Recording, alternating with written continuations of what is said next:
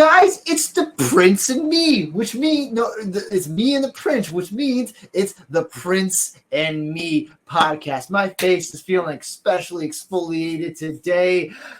Prince, how the hell are you doing? Wake the hell up. We're trying to have a podcast. Is that time again? It's that time again. He's been sleeping here since the last time. It's been 2 weeks already. It's been 2 weeks already, yeah. Because now we do them in intervals. We don't do it every week anymore. Look at him. This guy looks like he is just fresh out of fucking goddamn cyclopod. Do you know what that is? Hey, but it's the Prince and Me podcast. Oh, the Prince and Me podcast. Yeah, it's episode number 11. And yeah, today we're going to be going over two separate things. One, we're going to be going over the Wrestlemania card. And two, we're going to be going over the Dynasty card. Overall, Wrestlemania. I had a fun time. He actually went in person, so he has a way better stance on the actual reaction of the crowd to some of these matches. Turn the lights off. Again, I wasn't there, so I don't. That was my entire section. Turn the lights off. Were they just blinding you? Yes. Could you see the actual ring? Barely. Was it only in the first half, or was it like first half? Just of the second night. I turned it off after. Night one, I don't remember if it was on or not. I was able to see everything, so I don't think it was on. But also I had different seats on night one. I was a bit closer on night one. Mm-hmm. And it's kind of hard, but I would say the night two is probably better than night one. Yes. But with that being said, I think I caught more of night two. With night one, it was more so like I mean, I actually watched, what was it? I think it was NXT Vengeance Day, or I know NXT Stand and Deliver, which was actually a really good card, which was made evented by Trick Williams versus Carmelo Hayes, which was an amazing match, which I would recommend strongly to watch. But I also didn't watch anything that week but WrestleMania. During the reason I didn't watch the NXT show is because I was at GCW Big Gay Brunch, Effie's Big Gay Brunch. A fair reason to miss it. Yeah. That was my Saturday, was literally watching Stand and Deliver in the morning, watching the Bray Wyatt documentary, and then watching two matches of Mania, and then being forced to go, not forced, but I went to my friend's house and then watched the rest of WrestleMania while hanging out with them. Which I didn't really regret doing at all, because it was a really good card. The only one that I kind of got spoiled on inadvertently was Gunther versus Sami Zayn. I wish I saw that without knowing that Sami Zayn had won, because it was probably one of the best matches of the night. It was great.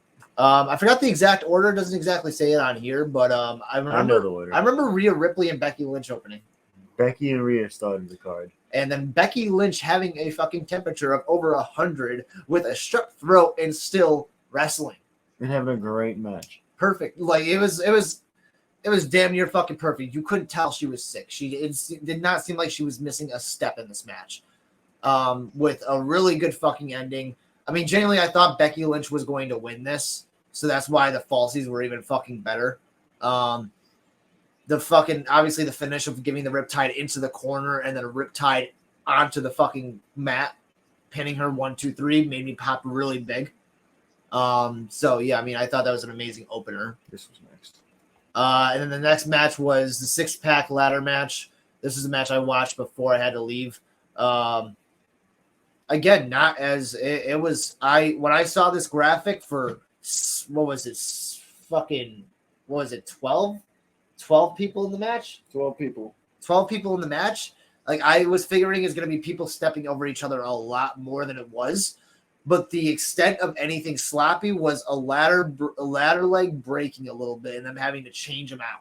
Which, the fact that with 12 people in the match, with that being the greatest detriment to it, is really impressive for everyone involved. That means people knew how to get the fuck out of the way and let things happen. JD McDonough taking his natural fucking beating, as he fucking deserves for having such a big fucking head. He gets fucking tossed off of the ladder through 2 fucking tables, and I was scared shitless because I thought I saw his leg hit the fucking barricade. And no one table didn't break. Yeah, so it was like because I think he overshot a little bit, and I got me scared because I thought his leg literally hit the barricade, and I thought that was gonna break it, but he was wrestling the next night, so that's fine. R-Truth going for the fucking hot tag with the Miz, hitting the fucking comeback, the John Cena comeback on the Judgment Day, and he pinned him, and that was really fucking good. He even fucking what was it, AA'd Finn Balor onto one of the fucking ladders, I think. Yeah, that was brutal. That was right before he pinned him. Yeah, really fucking good. And like the highlights, obviously, I feel like the right people fucking won the tag titles in the right order. Yeah. You had the heels win them first. The SmackDown titles with Austin Theory and Grayson Waller, which they fucking deserve it. But right after that happens, Grayson Waller gets fucking dumped out of the ring through a fucking ladder. Crazy. Looked fucking horrendous. It looked fucking scary as all hell. But you could tell the ladder was kind of made out of wood a bit from the way that broke. So it wasn't like metal steel, which would have fucking, I'm glad it wasn't because that would have fucking injured Grayson Waller if it was fucking metal. And then you had Miz and Truth winning the second set, which was a good way to cap off the end of the this fucked up match. Yeah. And I also like the continuity of DIY and Awesome Truth teaming up for a little bit throughout it because they've been friends throughout the entire thing. The next match after this was one I did not catch. It was Rey Mysterio and Dragon Lee versus Santos Escobar and Dominic Mysterio. I will take his word for it that it was a snoozer. It wasn't bad, but I didn't give a shit. And the wrong team won. Who won? Rey Mysterio and Dragon Lee? Rey Mysterio and Andrade won. Oh, yeah, this card isn't updated. Fuck. It was... Yeah, because Dominic Mysterio needed to get that win and Santos Escobar needed to get that heat. Yeah, it wasn't a bad match at all. I'm yawning because I didn't care. I can see that. I mean, from an in-ring stance, though, was it good? Like, was it fast, high-paced? It was fast. I don't have much memory of it because I wasn't paying too much attention. Yeah. I didn't care about this match. And again, this is from the point of view of someone in the arena itself. When you're usually watching it in a screen, you're more likely to focus on everything because everything's up close. When you're in an arena, you have some distance. So you can more easily get distracted if a match is not captivating you. Yeah, I'm not saying it's bad at all. Right. But it didn't captivate you. It did not keep me invested. I didn't. Right. Next match was the shittiest match of the weekend. That very much under-delivered. I would say the weakest. Same thing. Weakest, shittiest. No, it's not the same. Weakest and shittiest are not the same. This match was the shits. I would not say it was the shits. I would say it's at least a tier above the shits. I would say it's not drizzling shits. I would say it's shits. I would say it's mid. I would say it's mid. That's a compliment. It is a compliment to the match, yes. Because I mean, I don't genuinely when you think. To be fair, I was hyping it up too because it's like two brothers, two people that wrestled since they were younger, having their dream match at Mania. You would assume they'd be able to throw more than a super kick, but you may ask for too much. But genuinely, when you see an Usos match, what do you kind of expect? This match, I thought this could have been match of the weekend. Right. Turned out to be the worst match of the weekend. I don't get it. I don't get what it is with brothers in wrestling having a match that have no chemistry. It happened with Matt and Jeff Hardy a few times. Yeah. I don't. You would figure that they would have the most chemistry. I would figure the Creed brothers could have a fucking excellent match. Like you would assume so because they're more like. They're a pretty good match. Yeah, because they're more on the mat wrestling wise and can chain better. But like, look at Cody and Dustin; they had a great match. Okay, yeah, that's fair. That's fair. Okay, yeah, never mind. But with Jimmy and Jay, it was like they had one bloodline story beat in it, which made it good for me. They had way too many fucking super kicks, which made it kind of not bad, but like underwhelming for me. Where it was like super kick, super kick, super kick, super kick, super kick, back and forth, back and forth, back and forth. That's the only thing they're kind of fucking doing. They have a flow. Oh, they're having a spot where they're going through this. Oh, back to another super kick. So I can see why people would not like the match, but it's not like I hated it. if anything, it was more on the positive side for me, just because it was a cap for this feud, or at least I hope it's a cap for the feud. I hated it. Anyways, match 5. We had the 6-woman tag, which, no disrespect to any of the women in the match, I was on the toilet during this match. I only caught the last half of it. I only caught when Jade got tagged into the finish. But from You didn't miss much. I went to the toilet. I came back, and they were still running heat on Naomi. Oh, so you saw the Jade come back? I saw the last half of the match, and I wish I didn't. Really? I don't think Jade did that bad. I think they did a good job protecting Jade. I just didn't care. Like, I could have went and charged my phone instead of letting it die, which it did. It died during the main event, which we'll get to. But I mean, I think structure-wise, or at least for protecting Jade Cargill, it made the most sense to have it go this way. Made sense. I mean, you knew going into it that it wasn't going to be your fucking WrestleMania classic. Right. I didn't care. And no disrespect to anyone in the match. Like, I like Jade. I love Naomi. I love Damage Control. Bianca's good. I mean, she's all right, but she's good. It's kind of hard to make it. Unless they're both, like, established stables, it's hard to make people care for a multi-man match. Like, especially one that has 0 build like this. I wouldn't say I have 0. I mean, Bianca and Damage Control have been feuding for the entire year. Naomi came in and then immediately started feuding with them. And Jade Cargill is kind of just tagged on. There was no heat in this match. Like, Naomi and Jade Cargill had nothing to do with the entire story. Yeah. That on top of and that. even Bianca and Damage Control took a break from feuding for a long time. Yeah. And then it just went back to it. Though I would say the team of Bianca Belair, Naomi, and Jade Cargill is like a fucking powerhouse. Hell of a team. Huh? Hell of a team. Yeah, exactly. Which makes it even more disappointing that it was like no heat going into the match. Yeah, no idea. Match and then 6. obviously Bianca, Naomi, Jade won. Oh yeah. Jade won. The other one just want to establish who won. Match 6, in my opinion, match of the weekend. I would agree. I would strongly for the Intercontinental Championship, Gunther and Sammy. I missed the first 5 minutes, but I caught majority of it, and it was great. I would say it just highlighted everything good about Sami Zayn, everything fucking excellent that makes everyone love Sami Zayn, which is his selling. It's kind of one of those things that you just have to watch the match just to get it.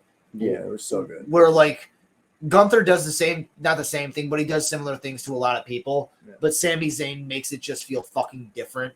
Yeah. And the ending of the match was really fucking good. It was like Gunther fucking hitting one big fucking splash off the top rope, 1-2 kick out, another big splash off the top rope, 1-2 kick out, and then he goes for a third one, but then Sami Zayn just starts flopping around the ring, fucking being so fucking like on fucking point that Gunther's like, fuck it, I'm still gonna go up. He goes up to the top rope. Sami Zayn gets up, Helluva kicks him while he's on the top rope, grabs him, lifts him up for the fucking brainbuster on the turnbuckle, which I'm pretty sure is the first time he's ever used that move in WWE.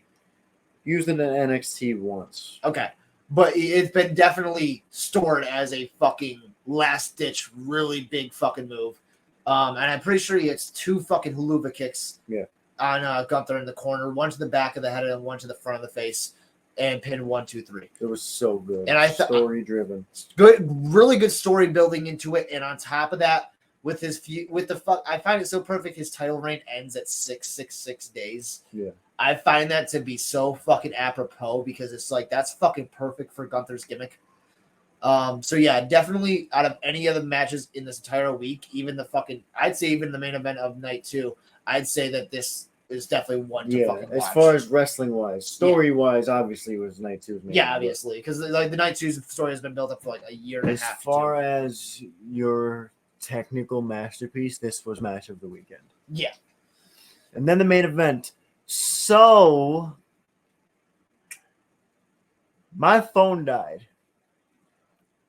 I go to film The Rock's entrance. Phone dies the second his music hits. They come out. I'm tired as shit. Mind you, the night before, we had something. And I got 1 hour of sleep before driving all the way to Philadelphia, going to Effie's show, and then going here. It's freezing. I'm tired. I've, in the last 48 hours, gotten maybe 1 hour of sleep. I see The Rock's entrance. They start the match, and it started very boring. Yeah. I got up and left.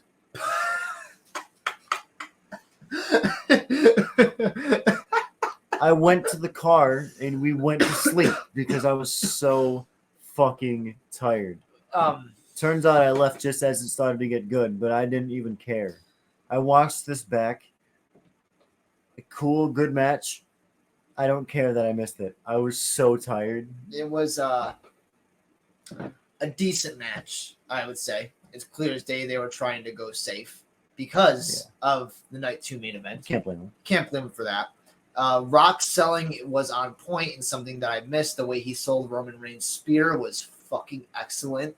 Him fucking holding his fucking, going like this and giving that fucking emotional fucking meme-worthy face was really fucking good. This match was prime example of you don't need to do a bunch to get over. It was more of entertainment than wrestling. I also liked how fucking Rock was yelling at the referee, "You better not count us out, boy. I'm gonna fucking fire your ass." That was great. And then the referee saying to Cody, "I'm sorry, he's my boss. I can't do anything." Really fucking good shit. Yeah. Obviously, we already knew who the fucking winner of this match was going to be, and it was going to kind of disappoint and deflate the room. Roman Reigns and Rock going over. What was it? They really got me for a second with the double pedigree spot. The double pedigree spot I thought was going to be the finish for a second. I love how Cody couldn't hook The Rock's arms because The Rock's too fucking... He's too fucking bulky, so it just made it look fucking The Rock's arms just like this. Yeah. I forgot exactly what the exact finish was. Do you remember? People's elbow. The people's elbow? Yeah, okay. On Cody. Man. I'm going to say people's elbow is probably one of the worst fucking finishers ever. Shut your mouth. It's one of the worst fucking finishers ever. I'm sorry. The rock bottom is awesome. Dope.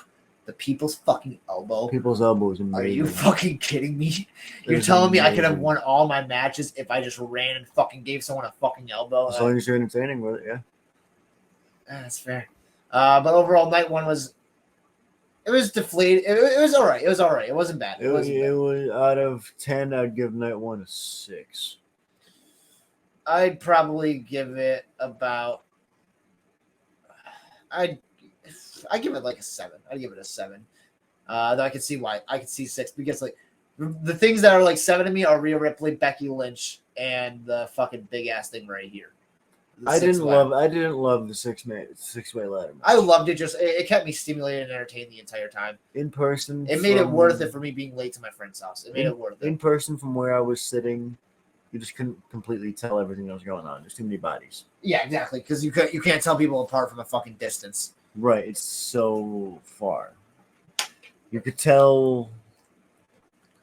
You really couldn't tell who anybody was. Yeah, exactly. I mean, you could tell Damian Priest is a big motherfucker, but like that was it. Did they not have the big fucking Titantron in the middle of the arena? The lights are on. Oh yeah, so you couldn't even see the fucking. Yeah. Oh, okay, got you. Night 2 began with Seth Rollins versus Drew McIntyre, which if you see the Drew match, you kind of get it a little bit. I liked this match. A lot of people didn't, but I loved it. I was fine with it. It was Drew McIntyre immediately hitting the fucking Claymore, so you thought it was going to be a quick-ass match. Nice, caught me off guard. He's beating the living shit out of Seth Rollins, goes to the fucking crowd, fucking tweets out, bored at work, LOL. Really fucking good shit. After the match, though. Yeah, obviously Drew McIntyre wins after giving Seth Rollins like 4 or 5 fucking Claymores. Seth Rollins gave him like 3 or 4 fucking stomps. After the match was... really great fucking storytelling. Amazing fucking storytelling. Drew McIntyre, even throughout the match, was obsessed with CM Punk, which was on commentary. So after the match, Drew Drew McIntyre does the zesty ass fucking crawl. No diddy. No diddy. Zesty ass fucking crawl over to fucking CM Punk. No, it was all Diddy on that one. He stands the fuck up, and it's just like, I got your title. You can't have this shit. Fuck you. Trip. The fucking just grabs him. Trip starts beating the shit out with his race to the face. And then and this genuinely popped me because even though I knew Damian had the fucking Money in the Bank, I did not think he was going to cash in on WrestleMania. I thought this was just a kickoff for the CM Punk versus Drew McIntyre feud. So when Damian Priest music hits, he comes in immediately, hits South of Heaven, 1, 2, 3, made it fucking perfect. Made this fucking entire. I hate the cash-ins when they hit a move and someone kicks out. Yeah. And then they hit more moves and they kick out. I hate that. Mm-hmm. One move, 1, 2, 3, perfect. Get it over with. And then this also makes it so that Damian Priest and Seth Rollins can have a match for the title later on. Yeah. Because Seth, he still has not pinned Seth Rollins, which should still be on his mind since that was what he's trying to do the entire time. The way the fucking Samantha Irving fucking sold the Money in the Bank cash in was fucking perfect as well. She is the greatest ring announcer. I don't get why people shit on her. Genuinely, shit on her. Some people do. I see online, at least in the comments. I know comments are like literally all opposing views are in the comments. But racism. I just think just the way she sold it with and Damian Priest is cashing his Money in the Bank. I can't reiterate it, but in the exact tone. But she added something to that fucking moment by selling it the way that she did. Yes.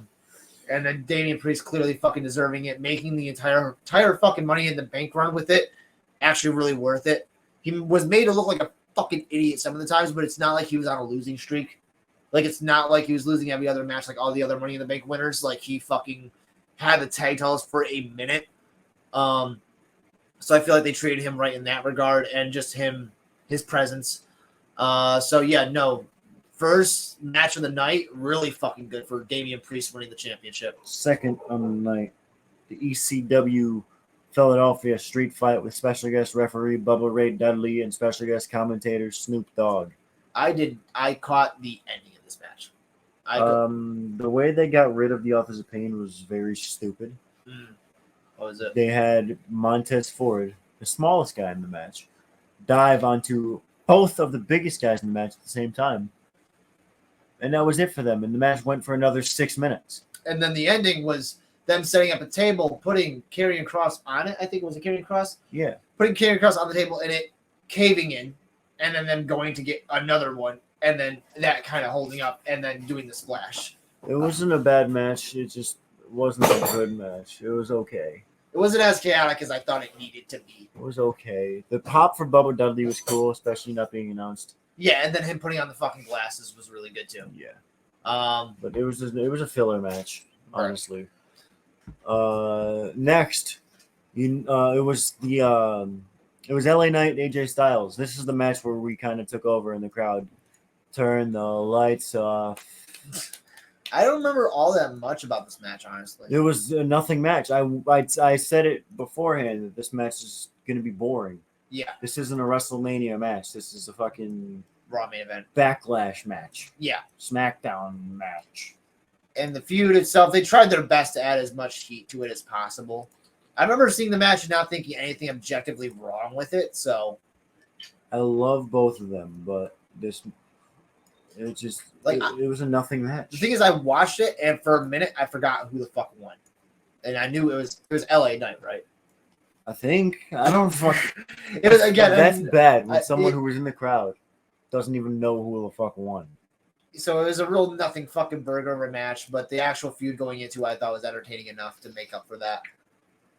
Next was the United States Championship, which was really fucking good. This was entertaining. Yeah, really. This is the match where they were fucking with us. They knew we were booing for the lights. Yeah. So anytime Logan Paul hit a move, they turn the lights on and we'd boo loud as shit. Anytime Logan Paul would get hit, they turn them off and we cheer loud as shit. So on the fucking broadcast, it'll look like we're cheering because Logan Paul's getting beat up. No, we're cheering because they turned the fucking lights off. That is ingenious. It was perfect. Is fucking ingenious. Very smart. And then they left them off the rest of the day. Oh, it was fucking hilarious. That's great. And I caught on to it during the match. I'm like, this is great. I liked the storytelling of Randy Orton and Kevin Owens being kind of a team throughout it. At least the first part of it. And then just saying, fuck it, let's fight. Fuck it, like because Randy Orton went for an RKO and then they were like, okay, Because it's different than the normal babyface. What the fuck? I'm trying to win. yeah. There's like, fuck it, let's go. Yeah, exactly. A genuine understanding within each other, like, okay, this is what we have to fucking do. Right. The iShow speed reveal, which was really fucking good. They're making that Prime bottle a fucking spot to be in. Fucking hate Speed. I fucking hate him too, but I wasn't expecting it and seeing him get absolutely fucking him barking at Randy Orton. That was fucking hilarious. And then him fucking getting a not like Eating pushed shit with the over. arcade. No, Randy fucking kicked the shit out of him. And then him fucking sliding a bit, getting thrown onto the fucking The table. lid fell off when Randy kicked him. The lid of the Prime bottle. And then Kicked the fuck out of him. And then him getting fucking RKO'd onto the fucking table, and me genuinely thinking, is iShow Speed fucking dead right now? It was amazing. You know, I thought he was hurt because after the match they were tending to him for a long time. Yeah, and also because like the commentators were like, "Is iShow Speed dead right now? Is he okay?" I don't know. He's not. He has not moved since the RKO, and I was like, "Oh no." That was very fun. Then what was the fucking the finish? What was the finish? The man? finish, Randy RKO'd Kevin Owens and Logan Paul threw him out of the ring and pinned Kevin Owens, which I called. Really good match. Really good match. Next match was Io Sky versus Which Bayley. I felt so bad that I needed this to be my shit break match. Yeah. I wanted it to be LA Knight AJ, but they went on way earlier than I thought they would. Yeah. And I wasn't going to do it during the main event, so I had no choice but to shit during this match. And I got told that this match was really fucking good. I haven't gotten the chance to watch it back yet. I've gotten the chance to watch it. I don't remember too much of it. All I know is one time, obviously, it's what you would assume. Io Sky fucking begging, saying no, we're friends, and then immediately fucking giving her a dirty cut, going for a big move, and then Bayley reversing it. Okay. One spot I remember was Bayley going for her finish, the rose plant, the thing where she takes the fucking hand and then fucking caves it in, and Io Sky does a handstand out of it and fucking flips over and lands on her feet. That's the last thing I caught was the finishing sequence, the landing on the feet, Io hitting something, Bayley countering, and then hitting the finish. That's all I caught from this match. Made me really happy to see Bayley win. So really good match. And then the main event. So once again, as I'm recording this, my phone dies, but it died at a way worse time this time. So this match, I knew there was going to be a shit ton of interference. The first few I expected. The Rock, Rollins. I mean, I expected him, but not in the Shield. Anyways, I missed The Rock's entrance on night one because my phone died. I didn't know my phone was so close to dying. I turned it on. I thought Steve Austin was going to come out and fight The Rock. Yeah. So I have my phone on. I'm recording. It dies. Fuck. Gong. Yeah. Fuck you. Like, the thing about it was, the original plan was for Steve Austin. They said there were some negotiations that weren't working. Oh, they actually talked to Austin? A little, they talked to Austin about it. At least that's from my understanding of rumors.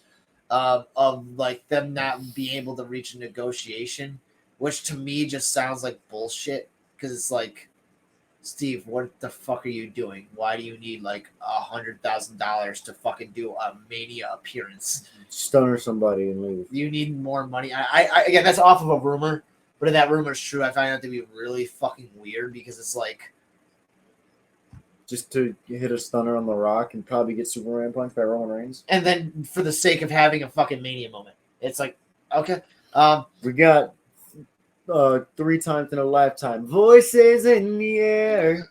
it's horrible. But I would have much rather had fucking Goldust or Dustin Rhodes rather than fucking Taker. But it is what it is.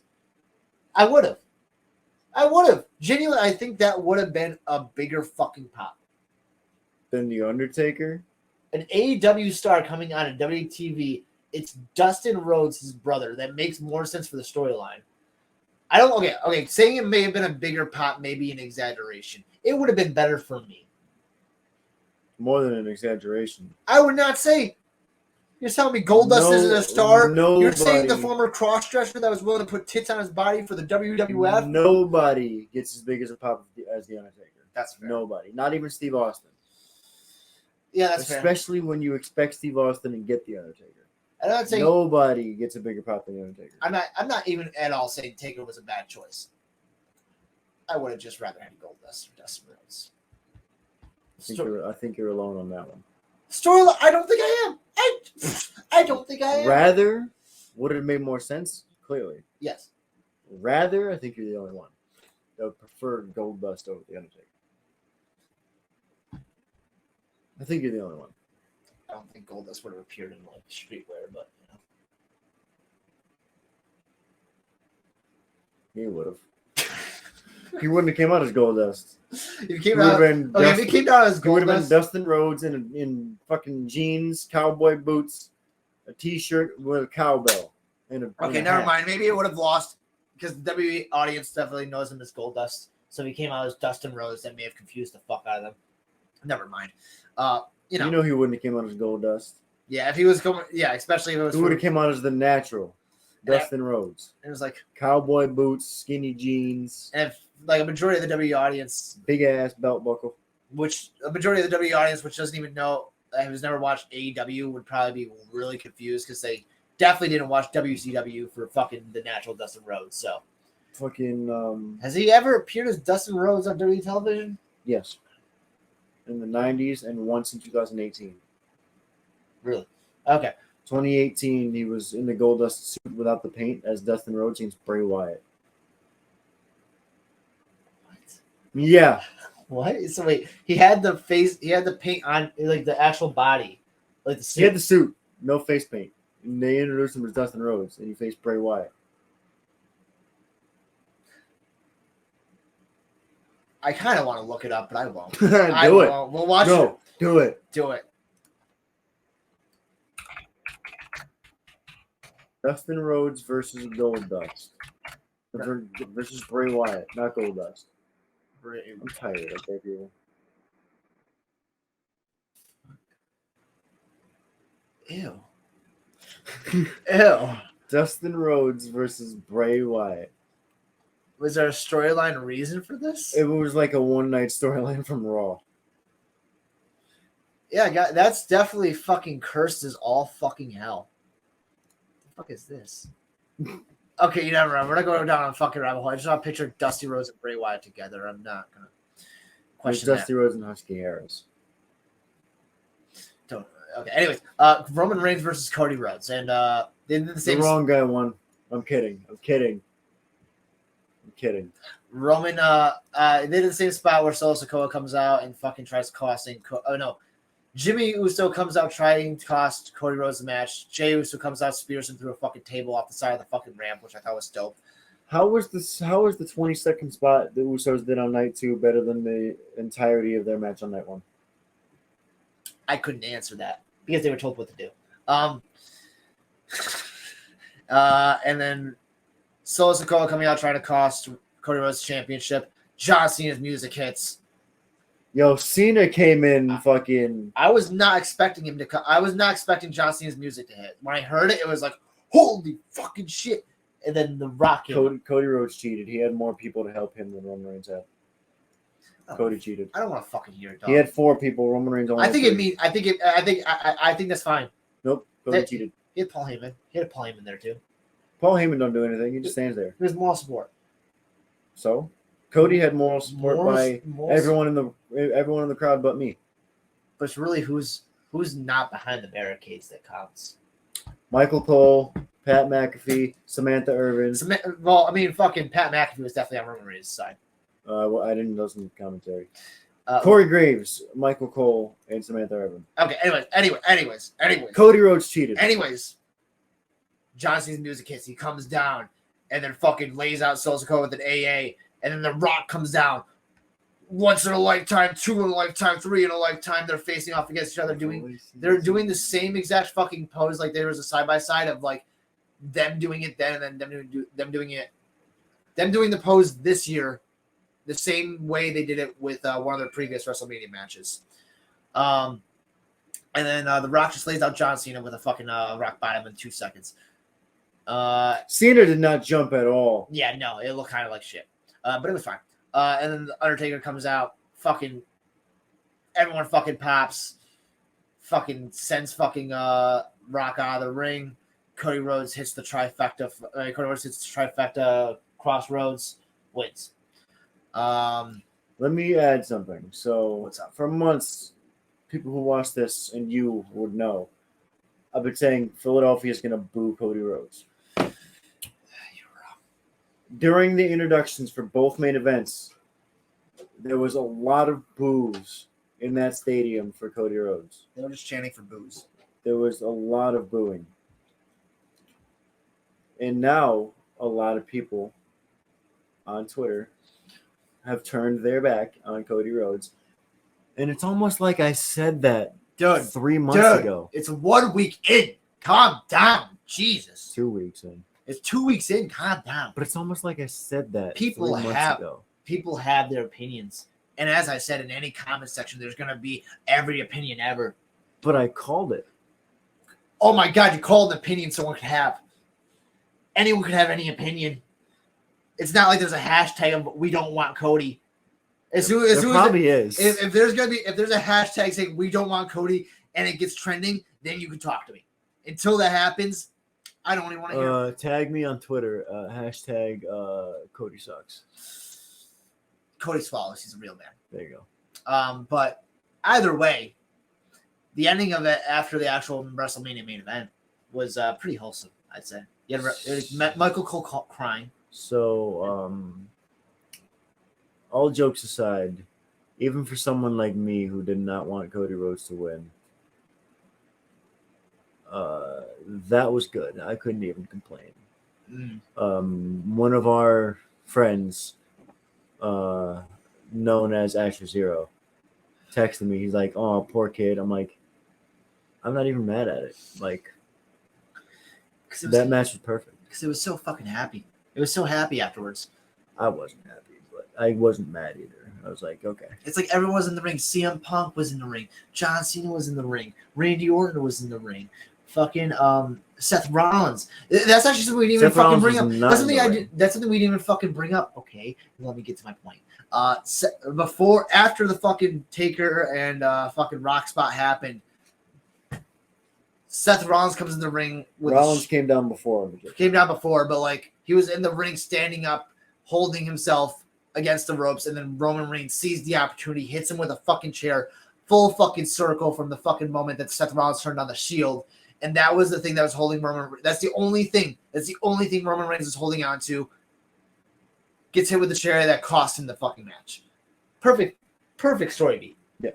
Perfect story beat that leads into the happy ending. Roman's pure hatred for Seth Rollins wound up to be the reason he lost the championship. And it's fucking funny because when they had their feud, you could tell Roman Reigns was really impenetrable until Seth Rollins started talking. I seen something on Twitter today. Seth Rollins worked Cody Rhodes on an NXT house show in 2012. Rollins got on the microphone. Rollins was NXT champion at the time. He got on the microphone and he said, "Cody Rhodes is the future of this business. He's the future world champion. And when he wins that title, I want to play a role in that." That's fucking actually really sick. That's actually really sick. Also, Seth Rollins' first match in WWE was Cody Rhodes. Yes. Which is fucking... Rollins has been putting over Cody for 12 years, baby. So, yeah, no. Their stories have been intertwined more than you would think, which made for an even better fucking ending with... I don't think the Seth Rollins heel turn is happening anytime soon. No, I thought it would, but then after that, I'm like, yeah, it makes more sense for Rollins to go away for a little while, and it'll eventually happen. Yeah, for sure. It will definitely happen. Probably during Cody's second run as champion. But he'll get another one. Right, but you definitely got the story beat right because Seth Rollins went into that other match partially injured because of the match with him and Cody against The Rock and Roman. Yeah. So we got that portion right. But overall, I would say for the WrestleMania in total, I'd give it like a 7.5 out of 10. Like maybe a 7 out of 10. This was no WrestleMania 39. WrestleMania last year was way better. I would say presentation wise, it could be, and success wise, it's the most successful WrestleMania. And again, presentation wise, it was definitely one of the best looking ones, and definitely one of the greatest booked ones. When it came to the actual results, like everyone who should have won. For the most part. But it was just there were just some matches that weren't like up to snuff. There was 2 matches on this card that had the wrong winner. Which ones? Those matches being This one, the Rey Mysterio and Andrade match, and the Usos. Jimmy, because Jay doesn't need it. Yeah, but Jimmy could have benefited way more. But I'm gonna say if they had the same match and Jimmy won, it would have sunk both of them. It would have sunk both of them a little bit. No, it would have. Yeah, that's fair. But Jey Uso definitely could have used the momentum more, because that's what his branding is. The main event, Jey Uso. Jimmy Uso is still a lackey for the bloodline because he's a heel and stupid. Well, he's not anymore.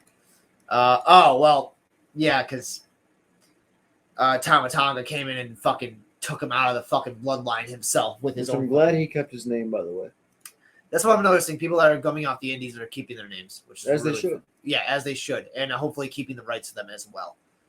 But yeah, it was overall decent WrestleMania, and the ending is one of the greatest ones we've seen for a long ass fucking time. Next fucking topic, which is something that is fucking just pull it up. Just pull it up. You can pull that one. Yeah, that one. Something that wasn't needed. You can take it away. Something that was not needed to fucking be shown to the light.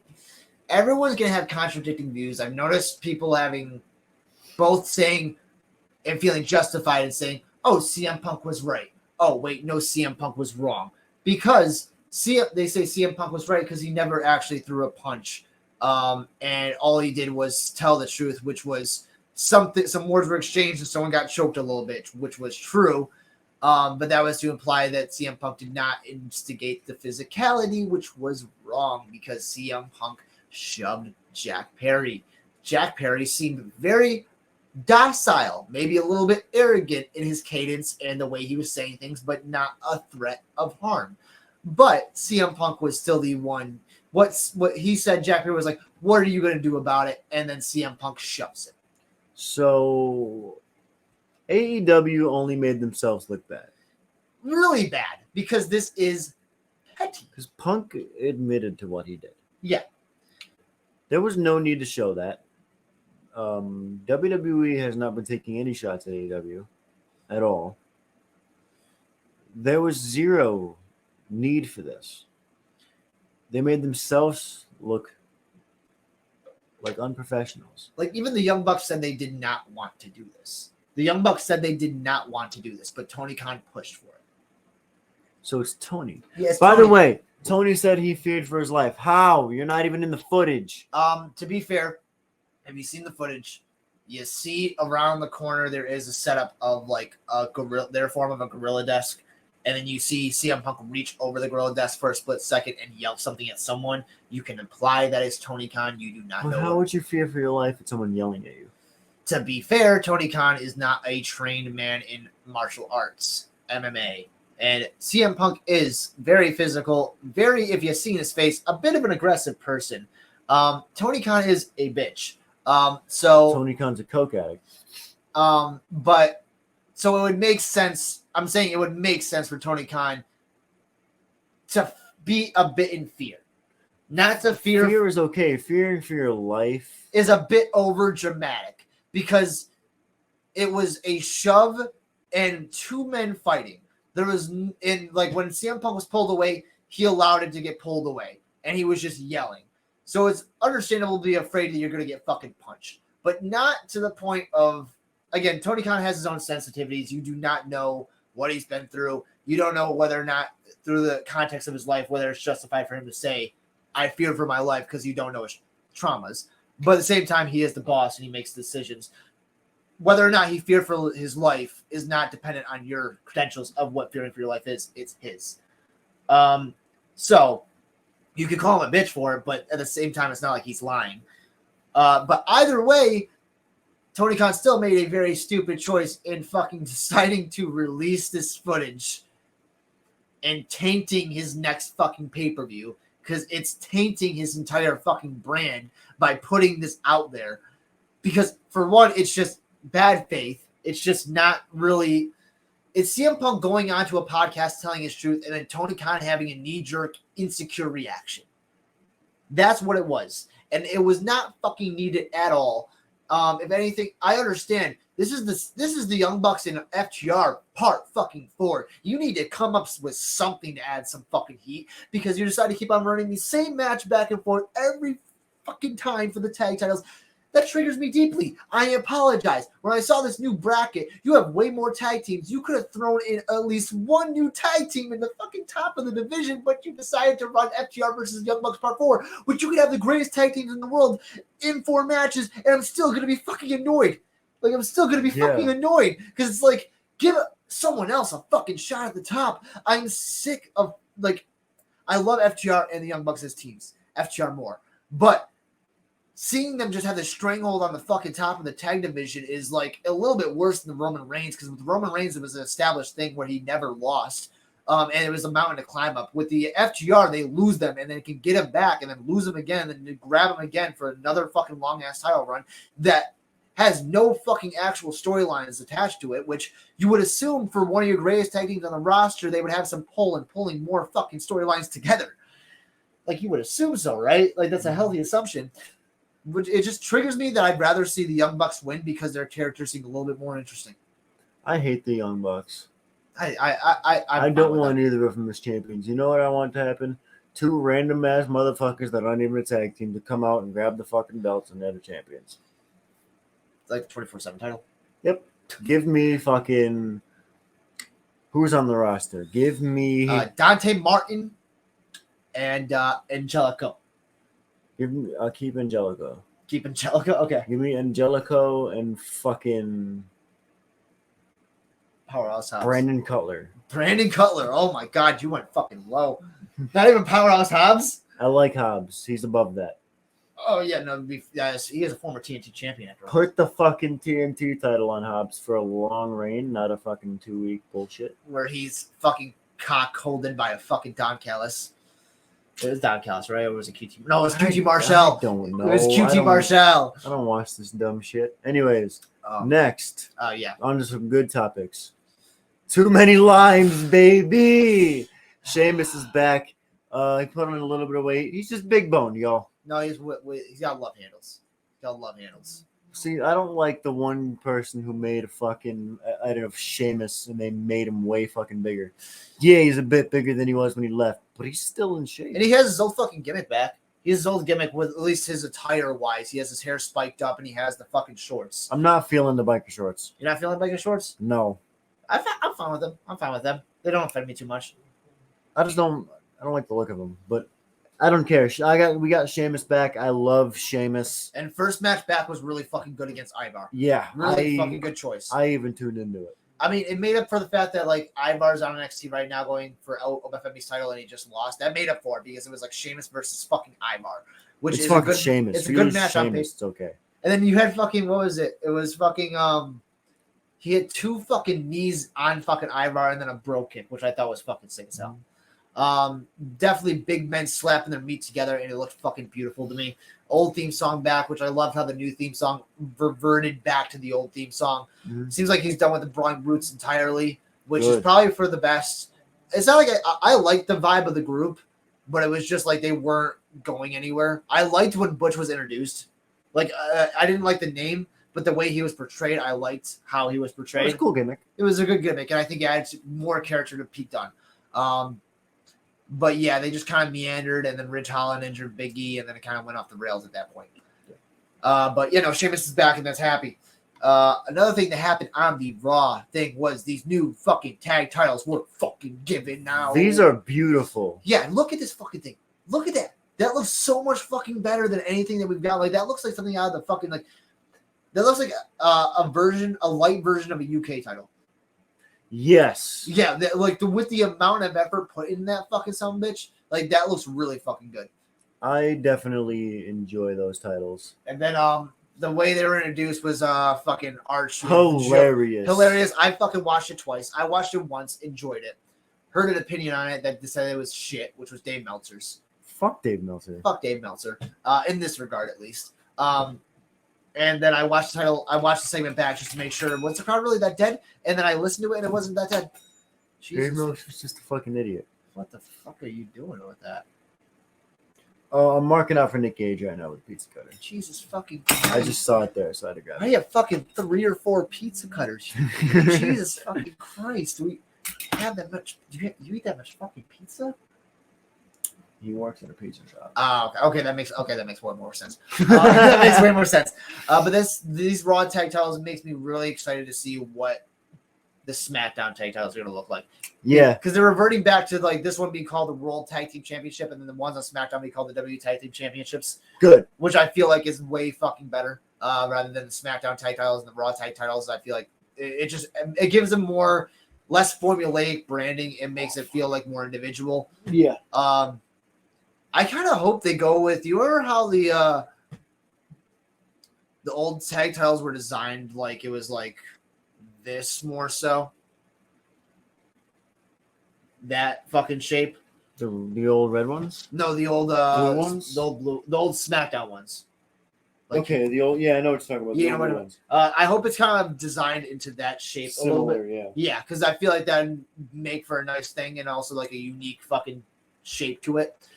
I also wouldn't mind the old school world tag titles from like the early 90s, something similar to that. Yeah. I like those a lot. And also these things across Miz and R-Truth's fucking shoulders look fucking great. It's going to be Miz and Truth versus DIY next week, which I'm not entirely sure if like you did this to give R-Truth his WrestleMania moment. I think you put the belts on DIY. I think you put the belts on DIY too. Because no one expects or needs Miz and Truth to hold the titles for forever. Yeah. It was just for their moment. And you can do some funny spots with it. And it's also like, dude, there was something so fucking wholesome about the Raw after Mania. It was Miz and Truth versus the Judgment Day. And John Cena coming out and then doing his fucking hot tag with R-Truth working with his childhood hero. Yeah, and no, what made it even better was for me was growing up, I saw the Miz constantly getting shit on by John Cena to the point where I was like, I just wish one day they would work together. I got a glimpse of that with them winning the tag titles against David Otunga and fucking another member of the Nexus. And then I liked seeing Miz as a face a little bit there, but then he immediately went back heel. So seeing them as a trio fucking working together and the Miz and John Cena happy next to each other as faces and Miz actually being a good face, like reawakens and makes a part of my childhood at least I feel like a little better. Because I love the Miz as a child growing up and seeing him constantly get shot by John Cena fucking upset me beyond belief. So seeing that really made me feel good. Yeah. Overall, I feel like at least with the tag division, they did a really good service to the tag division on WrestleMania. I'm happy that The Miz is now getting his credit due by the fans. Because I've known it for the longest time. The Miz is really good. Mm. Like, yeah, he's not doing your fucking Canadian Destroyers, Poison Ranas, Flippy Doos, Springboards. But like, he wrestles safely, but he knows what he's doing. He can work. And that's why it's because as a heel, your natural wrestling talents are a little bit undershown. Yeah. Because you're a heel, you're supposed to do slow, methodical, annoying shit. You're not supposed to do things that make people like you. Which was why Miz worked so good as a heel. So when he turned face and actually started doing like a springboard, doing like a tilt-a-whirl Hurricane Rana, doing more fucking innovative shit Float like over DDTs and shit. Yeah. The code breaker in the fucking corner, like that shit made me fucking pop so big. Like him as a face now is just making me like really happy with the fucking product. Yeah, the Miz can work. Mm. It's the same similar thing to like Roman as a heel. He had the exact same movesets, but as a babyface, that stuff doesn't work. As a heel, it does. And also, Miz just doesn't look like he's been in the WWE for like over a decade now, like over like damn near like 15 years. This year is year 20 for the Miz. Really? Jesus fucking. Either this year or next year, year 20. For almost 2 decades, and he looks relatively young. Like yeah, the Miz is I think 41. I think character work, as in like rebuilding him, these are the good few first steps. But it's still a long way if we're ever going to see him in the main event again. I don't think we ever will. I don't think so either. Which is okay because he's gotten his time up there, but I feel like as a face, I want to see him win the Intercontinental title one more time. Yeah, that'd be nice. That'd be nice. Our Truth at this point, he already got his WrestleMania moment. At this point, he kind of I'd like to see Truth against the heel world champion get a title shot. This because and then just see them like at a B show pay-per-view. And then see the crowd react of like, he's gonna win, and then he just fucking just do a funny spot. I'd like to see that too. Obviously, I'd love to see Truth winning a world title. It never will happen, but I'd love to see it. Dude, seeing Miz retire, if Miz retires, that's gonna make me feel old. When Miz retires, but also what's good about the way he wrestles in a way where he can wrestle for a long time and be okay because he's not landing on his head every fucking night. Yeah, and like so he could go. He had a lot of longevity, but when he retires, is the first thing I think is gonna make me feel fucking old. It's like something like it's rare that I find something that genuinely I can sit back and look at, and it's like, man, I feel old. That's gonna be the first thing. They've already done that for me. What is it? Cena having a bald spot. I don't know, man. And people liking John Cena. As a balding man myself. Well, I'm still in my teens, baby. I feel like I'm 50. My man. I'm in my teens, though. Do you want to talk about what happened at Wrestling Day? Or you don't feel like it? My knee gave out. My man's knee. We're 2 minutes into a match. I went to... What was I doing? I'm trying to remember what the move was. I did a up and over into a fucking reverse up and over into a schoolboy. I spin and something didn't feel right. I get up and it just gave out. My poor man. Gotta do some more squats. Or leg therapy, which is basically a chiropractor. Which I would probably strongly recommend. Because it seems like your body is hurt a lot. I feel my lower back every day. Dude, I don't know what it is, but like I need to get my working on my fucking cardio. My cardio is the shit. I wouldn't say my cardio is the absolute dog shits, but like I was running like a fucking damn near like 7-8 minute match with Dom. Dom is like 2 times my size. So he's and then he goes aggressive as fuck. So he goes fast as fuck. And it's explosive. And halfway through the match, I am blown the fuck up. I might show you it after this because we have time. But the match I had with him on Monday at training. Yeah, no, well, I want to see that because I mean, Dom can work, but that is besides the point. And the only other thing aside, because we're gonna go over the Dynasty card, if you feel like doing that. Yeah, and then we can cut it after that. But before that, just a mini topic. Liv Morgan's revenge tour has doubled down. We want Liv is coming back with a fucking horrible force in a way I didn't imagine it happening. In a more sour way, really. This is why you fucking marks need to leave WWE alone and let them do what they have planned. You ruined Roman's title reign, and now... You fucking ruined Roman Reigns' title reign. The fuck are you talking about? They didn't ruin it. Roman Reigns would not have lost the title at this WrestleMania. Who would have even lost it to that, dude? He would have still lost to Cody Rhodes, but not this year. Would have been next year. That would have made it worse. It would have. It would have made it so much fucking worse. Oh, no, because he wouldn't have lost it this year, because he would have beat The Rock. Okay. All right. But if motherfuckers didn't start bitching. But they to be fair, he shouldn't have won the Royal Rumble again. But so to make up for it, he should have won it 3 times in a row. No. Anyways, yeah, Liv Morgan in a backstage segment fucking shoved over Rhea and injured her fucking arm. And then Rhea gives this. I like the way that Rhea's speech wasn't like an emotional, sad, like crying one. It was more so like, I am fucking pissed off and annoyed right now. This should not have fucking happened. That's true. So I love the energy, and then I love because they're doing a full on double turn with it. They're not trying to keep Liv as a face. I could tell because Liv comes out. They've been turned Rhea babyface. I feel like, and I feel like there's been hints of Liv turning heel. There's been little hints of Liv turning heel. Yes. And then Well, especially with her feud with Becky Lynch, just with her cadence throughout that thing. Yeah, Liv is a heel in this. Rhea's been a baby since the feud with Nia. Yeah. Even they made Becky kind of seem like a heel at Mania. Mm-hmm. And then even like with the build up with Rhea and fucking Becky, it was more so like Rhea was this composed person, knowing her confidence in herself and not really doing underhanded shit too much. Right. But what I do like about it was in Rhea's fucking promo was like, you attacked me from behind like a coward. When Rhea turned on Liv, she attacked Liv from behind like a coward.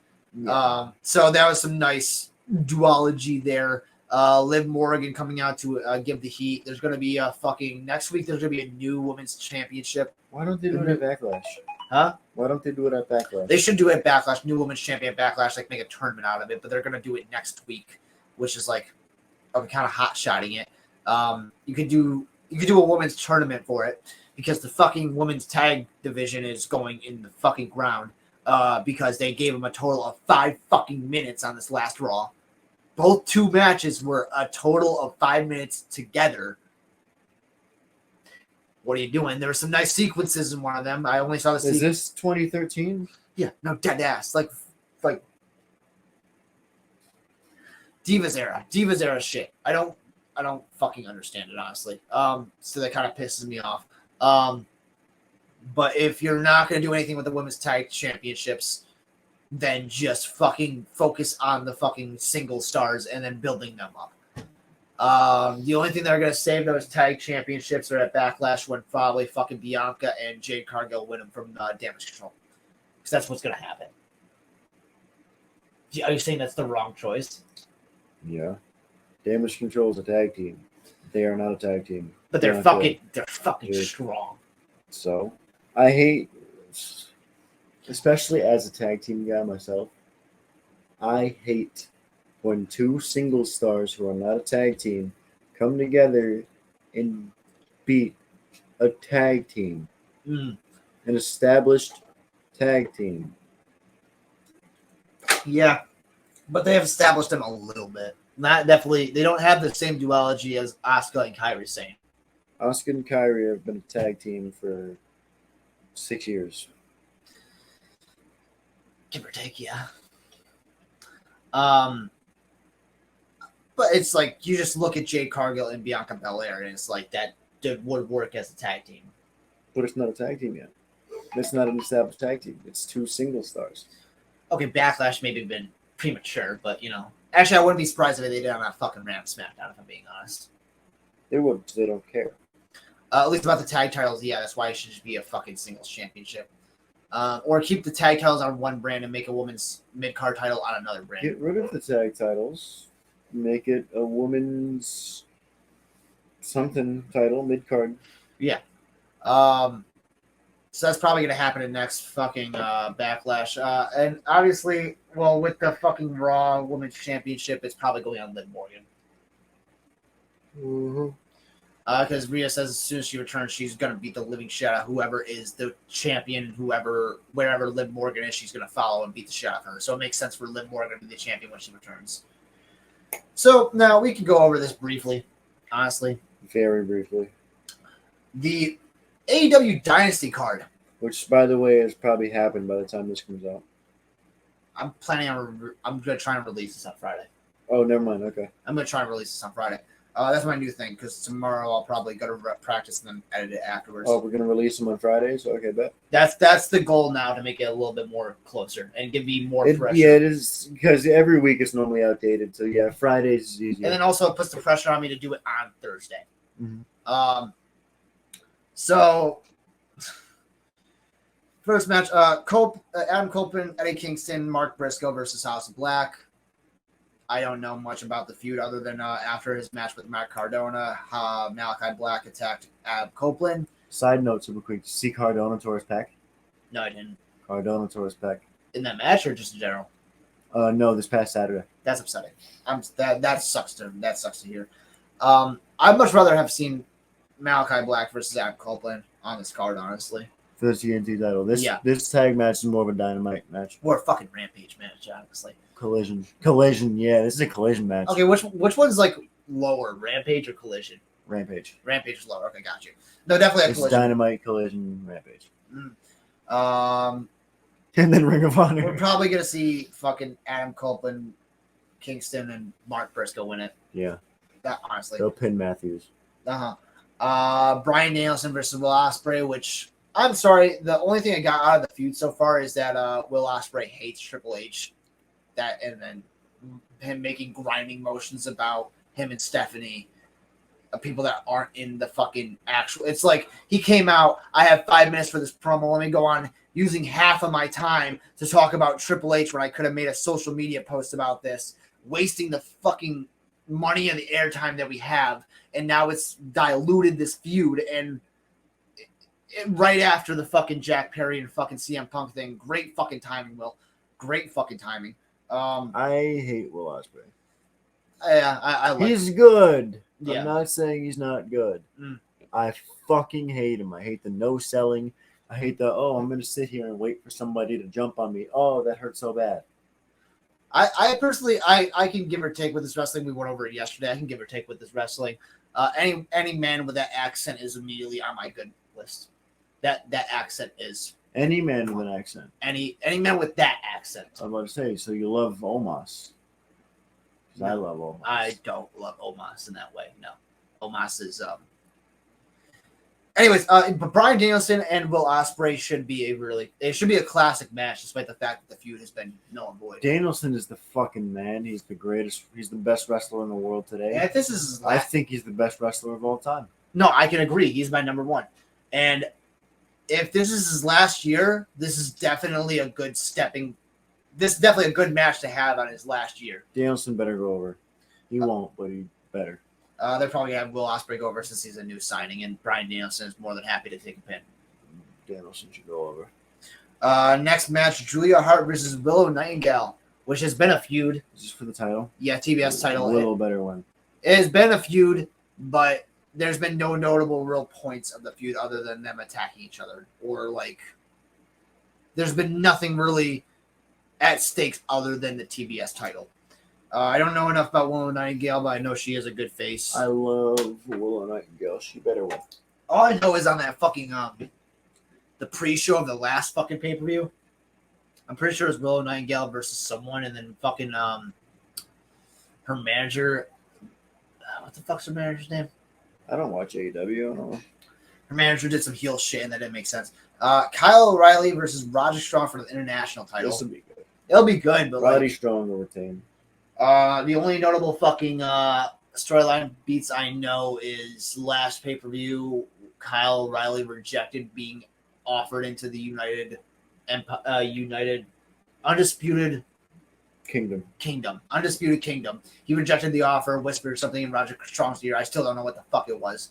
And then them turning on Kyle O'Reilly technically. Should be a good match, but again, no real story beats that I can notably tell. Okada versus Pac. Pac. This will be match of the night. It'll probably be match of the night. This is on card. See, AEW is really fucking good when it comes to putting people together to have matches. It's just the story. What do you mean? What do you mean by the well? Yeah, continue. But when it comes to the actual storylines, it's just kind of there's nothing really much at stakes other than titles. And the Continental title is one that just kind of popped out of midair. It was I did not know, it was implied because for the entire of the Continental Classic, there was 2 championships, Eddie Kingston's, and in the middle was a new one, so it was kind of implied.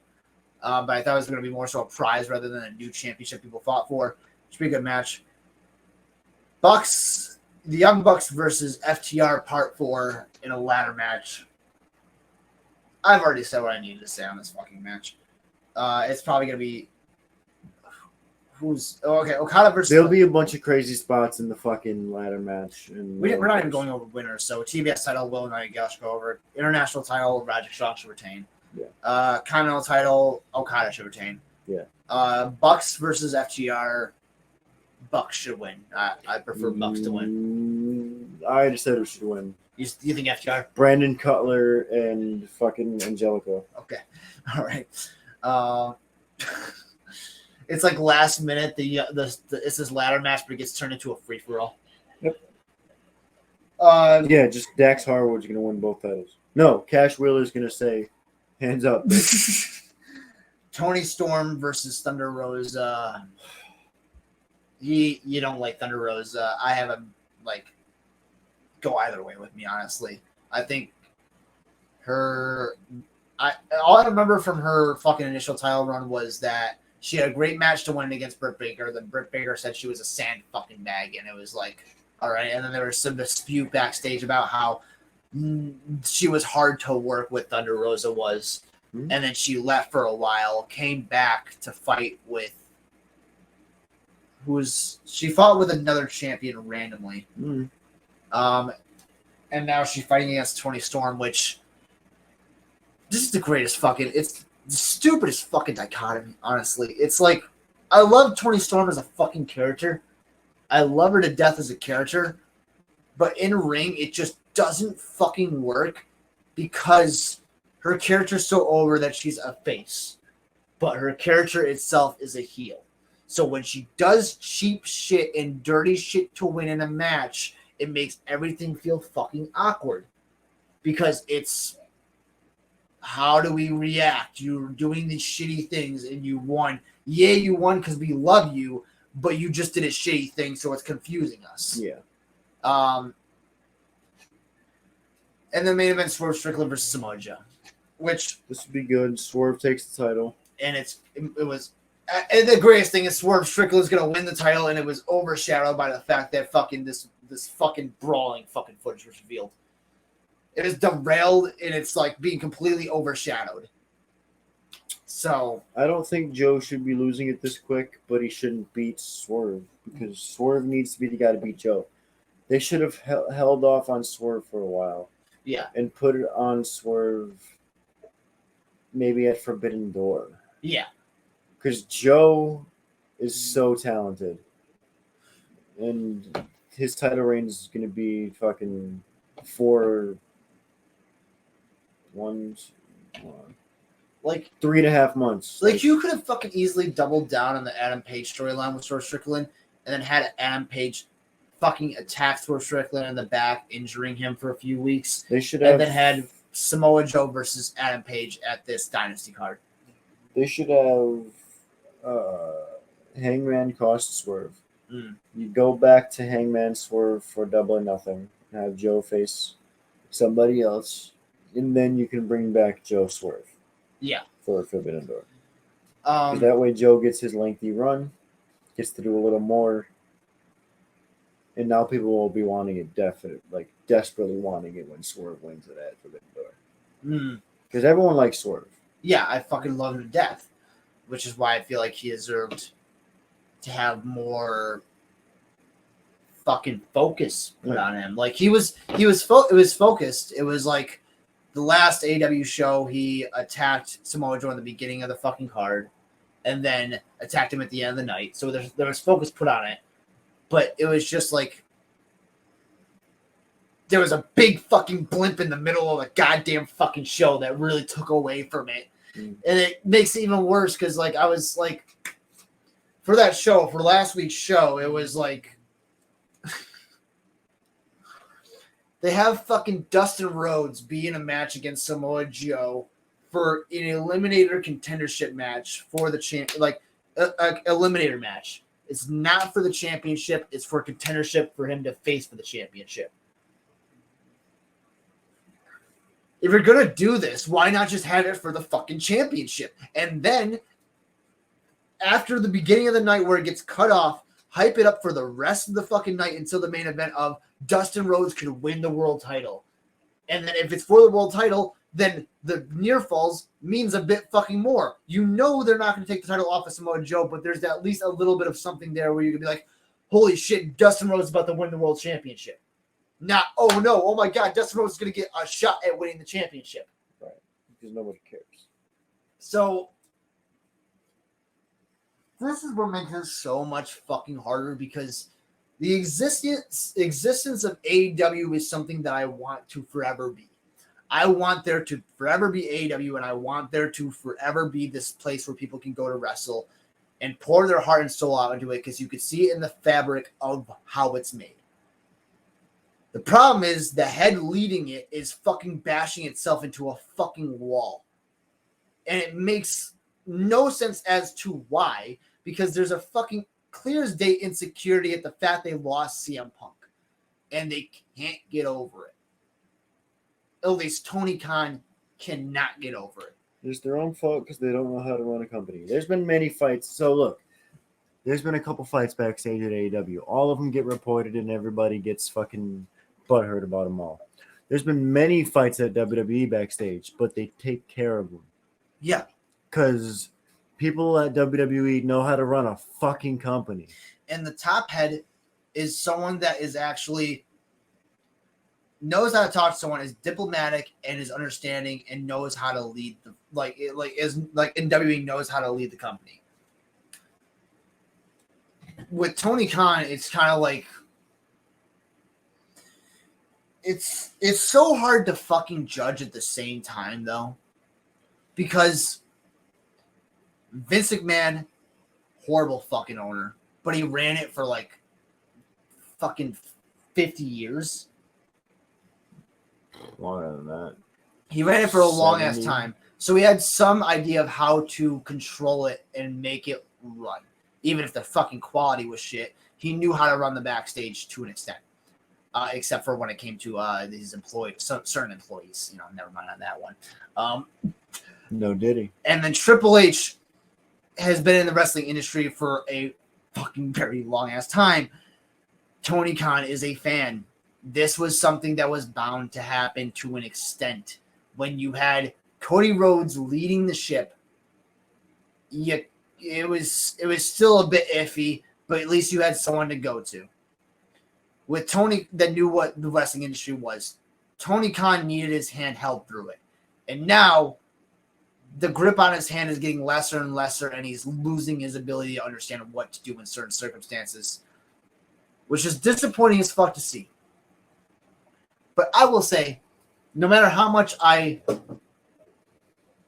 say or convince my anger with AEW, I'm glad it exists, and I hope it continues existing. And I hope the leaderhead can have way better of a head to lead into a more prosperous future where the people that work for him can at least have more than half the building filled. I'm not glad it exists. So with that, this was the Prince and Me podcast. Thank you guys for joining us this week. And what? I love you guys. Why every time? I need to tell them I love them. You guys are awesome, and I appreciate you guys. And this guy, look at his face. Look at that. Look at that face. Look at that. Look at those fucking cheeks. He adores you as well. This is a very tired face. But anyways, thank you guys so much for watching. Yeah, thank you. And I hope you guys have a beautiful, beautiful night. I'm going to go have a beautiful night because I'm going to fucking bed. Same.